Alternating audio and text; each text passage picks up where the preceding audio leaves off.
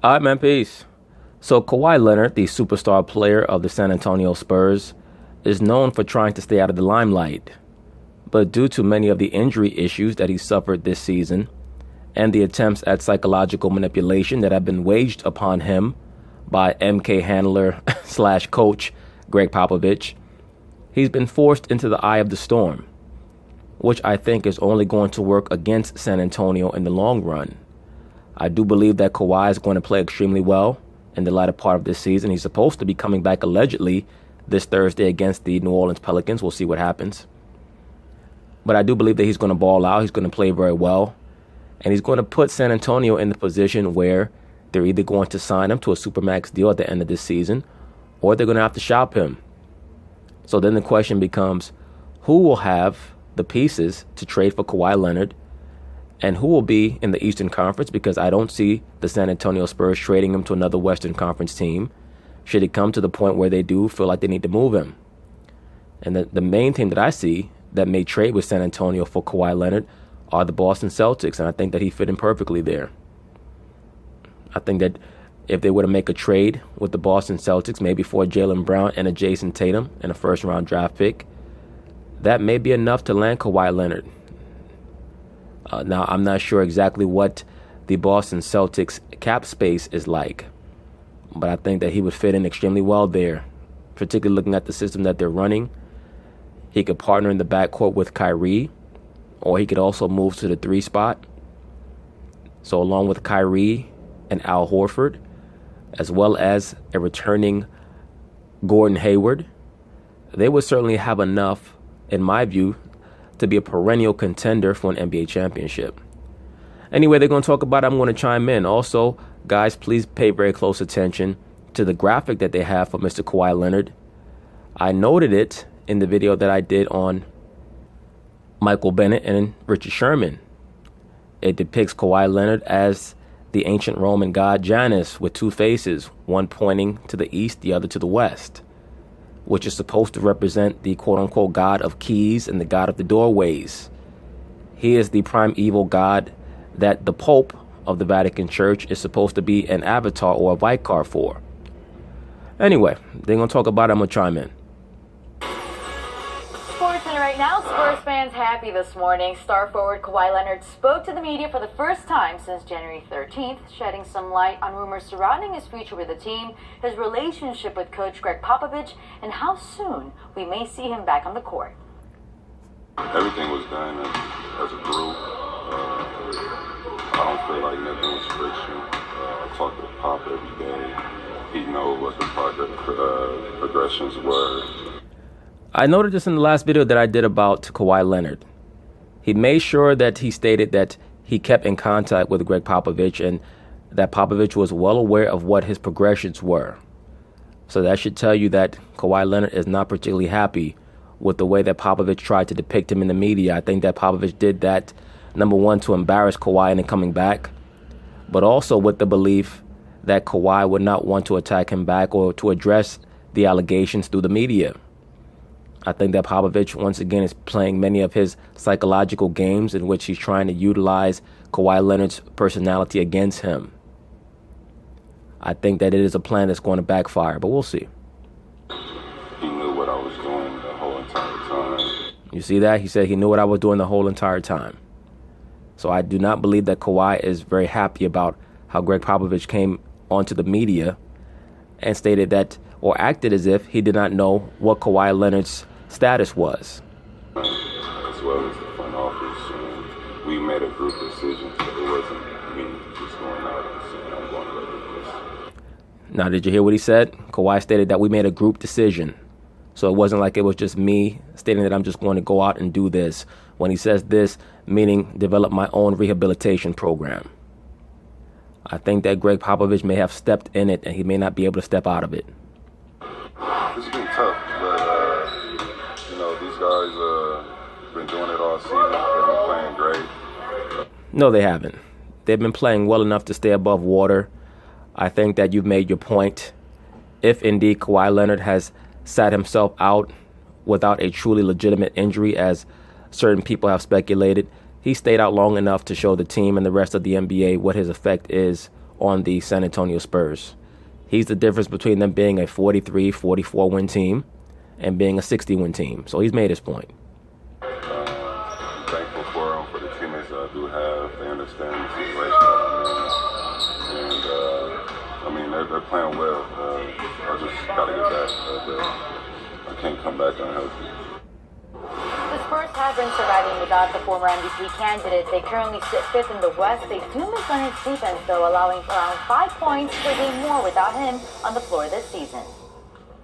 Antonio, thank you. So we need to get to the bottom of this, especially with you. A lot of question marks surrounding Kawhi Leonard. He says he'll be back soon. There's no friction with the team. Jalen, you said he's going to look elsewhere. What is his future with San Antonio? I think that his future is going to be directly related to how San Antonio decides to negotiate with him. I believe that he and his uncle have made that very clear. If San Antonio is going to offer him the Supermax, then he's going to sign. If not, then I would look for San Antonio to pursue a trade. Gentlemen, I do not want to live in a world where Kawhi Leonard and Greg Popovich aren't a part of the San Antonio Spurs and furthering the excellence they've already established. Well, bro, no disrespect. If Kawhi Leonard and Greg Popovich are that high on your priority meter or your priority scale, you need to get a life. And you need to stop having them draw on your hairline like that and draw on that fake beard that you have. I don't understand how anyone could be that arrogant and that pompous and that conceited, and that they would be that worried about how they're viewed on television that they would allow someone to draw on a fake hairline like that. And the brother already has a good hairline.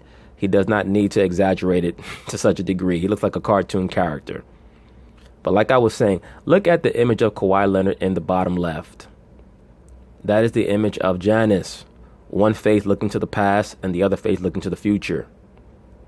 He was the god of keys, the god of doorways. I've mentioned him in previous videos. He is the inspiration behind the name of the month January, because January is the doorway to the years. Or to the year, pardon me.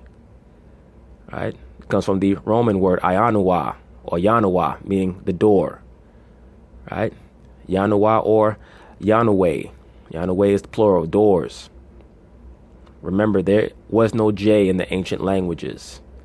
So the letter J is a recent invention of mankind. The letter J was invented in the 1700s, so that's why we pronounce it January now. In ancient Rome, it was pronounced Yanoua. It just meant doors. That's why the person who carries the keys today is known as what? The janitor. He holds the keys. Point being is this: the god Janus had one face looking into the past, one face looking into the future. He was an amalgamation of what they called the antediluvial patriarchal figures, like Noah, Cush, Nimrod, etc. Chem, or as he's known in the Bible, Ham. One face looking to the past, one face looking to the future. As above, so below. Hermetic philosophies.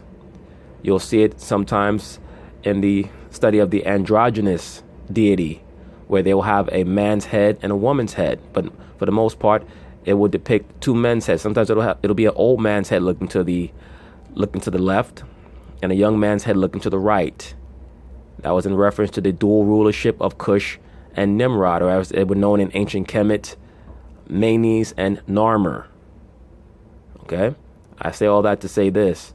For them to depict Kawhi Leonard like that, it would add to my suspicion that he is a monarch athlete. Remember, he's from LA. He did go to, I believe, San Diego State University. San Diego is a military city. So, who knows what occurred there? I do know that his father passed when he was young. The death of parents is oftentimes a touchstone for monarch assets. And it would explain also why he was forwarded to Mr. Greg Popovich, the chief MK handler in the NBA, allegedly. But I do believe this summer he will entertain the idea of other suitors in other cities. I truly believe when the opportunity comes for him to sign his $200+ million extension this summer, so we don't have to wait long for the answer. There's going to be a lot of people speculating based on what he said yesterday. What do you expect a man that's injured when somebody sticks a microphone in his face and say, are you going to be here next year? You're going to ask somebody for the Nets that question. They're going to say yes. You're not going to answer at this point of the season, but I do feel when this offseason comes, it's going to be interesting and it's going to be obvious if and when he does not sign that lucrative extension. Well, I don't think that there's any way that he's not going to sign if they offer him what he wants to be offered to him. The issue is whether or not the Spurs are going to decide to sign him for that max deal, Jalen Rose. That's why he said, yeah, sure. In other words, is if they give me my money, I'll stay. If not, then I'm going to request a trade. I'm going to try to leave here. And that's basically what that means. Well, in fairness to you, I've heard the same thing. I've heard that he's going to be entertaining stuff simply because his uncle, who's the man in charge, has basically made it very, very, very clear. This is a man that's not beholden to the San Antonio Spurs. Nor should he be. He is a contractor. If they were to see any slippage in his skills or in his athleticism, they would look to move him. So he should look to move to whatever location he feels is going to give him, number one, the best chance to make the most money and the best chance to win. He's of the mindset that the San Antonio Spurs should be beholden to Kawhi. Take Kawhi off the San Antonio Spurs, and what do you have? You have the greatness of Greg Popovich, but a relatively average team. A team that's 37-27, number one defensively, but near the bottom three in the league in offense. And so what you have is a situation where he's their lone star, and he's the one reason you'd be interested in coming to San Antonio. Yes, and once again, that is the reason why Greg Popovich has diligently tried to cultivate this super liberal cult of personality for himself to try to lure some of the top athletes in the NBA to San Antonio. Because he knows that people are not just going to sign to the San Antonio Spurs off of general principles because it's not the quote-unquote sexy landing spot. So he has to try to sexy it up a little bit and make himself appear to be super anti-Trump and America's a racist country and we haven't treated blacks well, all this silly shit that he likes to spew so that he can try to land LeBron or try to get Kawhi to stay, all this transparent nonsense. Not to say that Greg Popovich is not, but what is the San Antonio Spurs? What are the San Antonio Spurs without Kawhi Leonard? So he's not somebody that's going to sit out there and try to make news and generate headlines by being a bit cantankerous or abrasive in any way. Of course not, because he knows that that's not going to get him anywhere. Kawhi Leonard's not the type who's going to waste energy wildly gesticulating or getting emotional over silly shit. He's just going to tell you how he feels, and you can either deal with it or you can't. And maybe there's no truth to this at all. But one thing that I do know is that there are people in the league who have talked about his uncle pretty much running the show.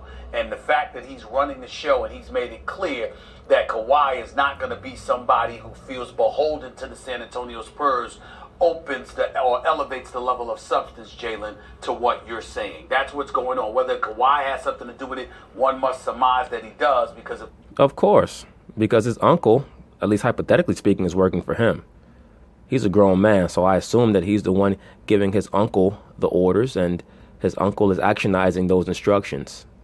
Now, as his agent, I'm sure that his uncle also has some input in regards to what he believes Kawhi should do. But Kawhi is 26, 27 years old, maybe even 28. I'm not sure exactly how old he is. I know he's past 25. He's in the area right now where he has to be maximizing his earning potential. Because the next contract that he gets is not going to be as big as this one. At least not according to the current NBA scale. Now, the overall salaries might escalate. They might boost up to the point where he is making more money in his next contract. Who knows? But he has to approach this contract like it may be his last. Because he has had injury problems pretty repeatedly, pretty consistently throughout his career. That's also why he's had some issues negotiating with Jordan Brand, because he wants more money out of his corporate sponsorships as well. Because if this is the man leading you, okay, you're the guy that put him out front and center. We're going to attach what he's saying to Kawhi Leonard. Again, I don't know what the truth is, in fairness to the San Antonio Spurs, but it is what you hear people around the NBA saying right now. I don't think Kawhi is going anywhere, and I'll tell you why. Because in order to leave San Antonio, he's going to have to give up tens of millions of dollars. It's not a couple bucks here. Now, whether you can make that back in a more lucrative endorsement deal if you're in a bigger market, I don't know. But exactly. That is why, once again, he and his uncle have had negotiations stalled with Jordan Brandman, because I believe that they are plotting. They are plotting to possibly leave or force some type of exodus from the San Antonio Spurs. But on the table will be, because it's not just that you get an extra guaranteed year, you also get more money each year. It's the reason the NBA sets the rules up this way in the CBA, so that in that negotiation, the league wants players to not move around so much. Home teams, small markets can retain their stars, and that's a huge incentive for Kawhi. There's another incentive, and I want to be very clear about this. Kawhi Leonard's one of the best players I've ever seen.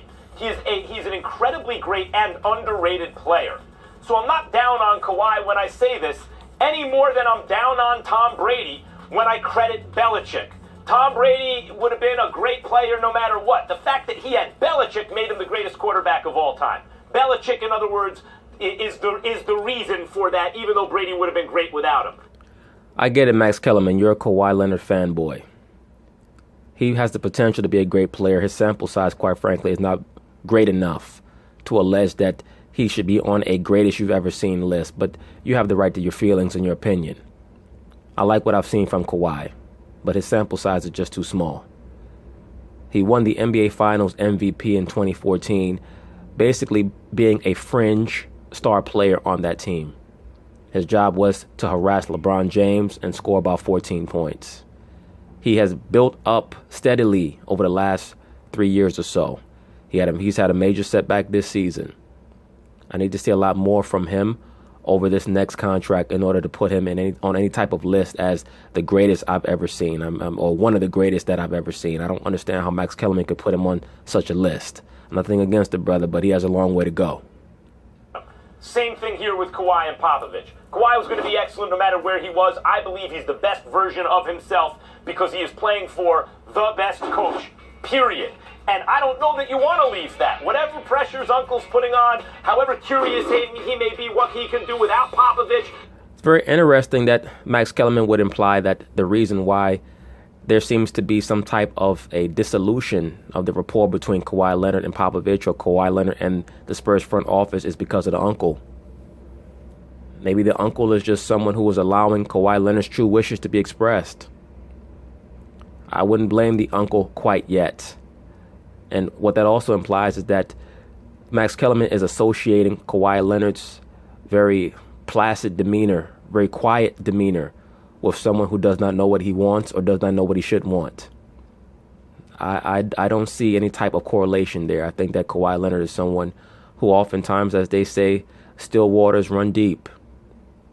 He may just be quiet because he is analyzing the zone that he's in and trying to discern whether or not that's someplace that he wants to be for the long haul. There's nothing wrong with that. If he was more assertive, Stephen A., if his usage rate even went up and he took more chances on offense and was a little less responsible all the time, maybe yes, but I think that's outweighed by the knowledge that what he has is so excellent there. I would say one dark horse in terms of signing Kawhi, if the Los Angeles Lakers, he's from that area, if the Lakers were able to sign Paul George, and they have Kuzma and Paul George, and Ingram continues to improve, and Lonzo turns out to be the goods, and all that stuff, and they, at that point, LA will become extremely attractive. I don't know about all that.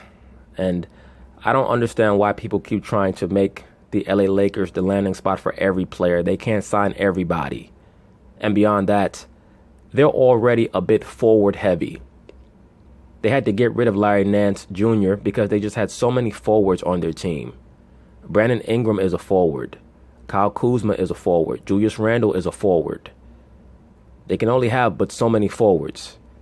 You're going to bring Kawhi Leonard, who's a 2/3 man, and Paul George, who's a 2/3 man. And, how many of those guys can you have on your team? A couple of those guys are going to have to be packaged and traded as it is, in my view. Because they just have too many of the same guys playing the same positions at this point. I don't see Kawhi Leonard landing with the Lakers. But then again, if Popovich decides that he wants to trade Kawhi for a couple of those forwards, who knows what can happen. But I just don't think that Popovich would see a Kyle Kuzma and a Brandon Ingram as being two players that, if combined together, could make a Kawhi Leonard. I don't see it. But who knows? And beyond that, I don't know if I don't know if Popovich is going to want to make a deal with another team in his conference like that. Also, when you hear about Kawhi Leonard and possible destinations, the number one city you hear about is LA. I just think we need to be careful about constantly mentioning the Lakers. I agree, sir. And I'm not talking about Kawhi here and right now. I'm talking about the LA market. Everybody is under this assumption that because the Lakers have room for 2 max players, you know what? Everything is about Magic Johnson and the Lakers. There is an individual in town whose name is Jerry West, who is a consultant for the Los Angeles Clippers, but is basically running basketball operations. I don't give a damn what anybody says. He is hell-bent on competing with Magic Johnson. He is hell-bent on competing with the Los Angeles Lakers. And if you look at some of the moves that they have made, essentially what you're talking about, building supplementary pieces to set the stage for a star to ultimately arrive in Los Angeles, but not necessarily for the Lakers. I believe in the purple and gold. I believe in Magic Johnson, but I do think it's important, Jalen, and I think you would agree with this. Jerry West is coming, and Jerry West is trying to make sure he is competing with the Los Angeles Lakers. And everybody in the NBA, has been put on notice in that regard. Don't assume everything LA is just about the Lakers. I agree with you, Stephen A., but that's also going to be a show me. And in the era where we're talking about players leaving a team that drafted them and joining super teams, i.e. KD, where he had success, we should probably also be applauding guys like Dame Lillard and Anthony Davis, who got drafted by teams. Were you ready for this, Max? Right. Re-signed with those teams, didn't have to worry about going to the large market, and now all of a sudden are having success. Right, but really, who cares about that? I don't understand why people are so invested in whether or not these players re-sign with teams. All a team is a corporation. They're just housing for an individual to show their talent. It doesn't matter whether they choose to move. As a matter of fact, I believe that it shows more integrity to move on to another location where you're going to make less money with the intent that you want to be more comfortable, that you want to win. Many of the fans and the so-called sports experts state, or have stated for years, is that athletes only cared about money. Now when they decide to up and leave to have an opportunity to win, now they're running from their responsibilities. I'm on record as stating that I'm fully in favor of many of these athletes, particularly since they're so-called black men, having the opportunity to be mobile. That's part of you being an individual. That's part of you thinking on a macrocosmic level and doing what's best for you and your family. Not relenting to any form of mind control, which states that you owe it to a city because they drafted you. No, they drafted you because they saw that you had a level of skills that they could not find in anyone else. That's why they chose you. You don't owe anyone anything when you can do things that only 4 or 5 other people on planet Earth can do. In regards to what Stephen A. Smith stated, I agree. Everyone, for some reason, wants all these players to land with the Lakers. I'm not saying that Kawhi is necessarily going to land with the Clippers, but I can actually see him there more than I could with the Lakers, because the Clippers actually need someone like him, and they've been missing someone like him over the last 5 or 6 years, a wing that can both defend and score. That's truly what they're missing. But I would like to see him end up in Boston. I think that he'd be perfect there. With those teams. All right, we got to let you go. That's Meanwhile, the Spurs in danger of missing the playoffs for the first time in 20 years. 15 of their 18 final games are against teams with winning records. Jay? Well, I don't think that they're going to miss the playoffs because Kawhi is supposed to be coming back against the Pelicans this Thursday. So we'll see what happens after that. This will be his opportunity to show the team and show the rest of the NBA exactly how dominant a player he can be. But anyway, peace.